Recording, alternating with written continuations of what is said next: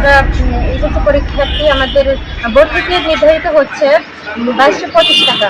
তো আমাদের কলেজ থেকে 3000 টাকা আরোপ করেছে, কিন্তু আমাদের তো এরকম যাওয়ার কোনো সামর্থ্য নাই।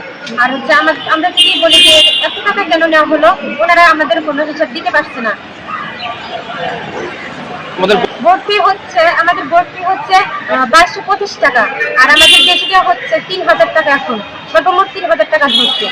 তোমরা কি কলেজ কর্তৃপক্ষ এই বিষয়ে জানাইছিলা? বা হ্যাঁ, আমরা জানাইছি, প্রিন্সিপাল স্যারের কাছে প্রথমে গেছি, যে গিয়ে বললাম স্যার আমাদের তো সরকার থেকে নির্ধারিত দেওয়া হচ্ছে 2225 টাকা, কিন্তু আপনারা কেন 3000 টাকা ধরলেন?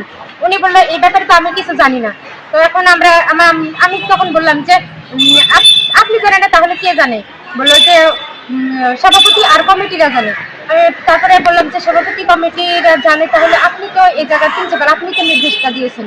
উনি বললো না, এই সব ব্যাপারে আমি জানি না। পরে আমাদের কমিটির কাছে নিয়ে গেল, কমিটি ওনারা বললো যে আমরা এই ব্যাপারে কিছু জানি না, এটা সভাপতি জানে। সভাপতিকে আমরা বললাম যে স্যার আমাদের এত টাকা কেন ধরা হয়েছে? সভাপতি বললো এই ব্যাপার তো আমি নির্দেশটা ভালো করে জানি না, আর উনি স্পষ্টভাবে বলেও গেলেন না যে এটা কত টাকা।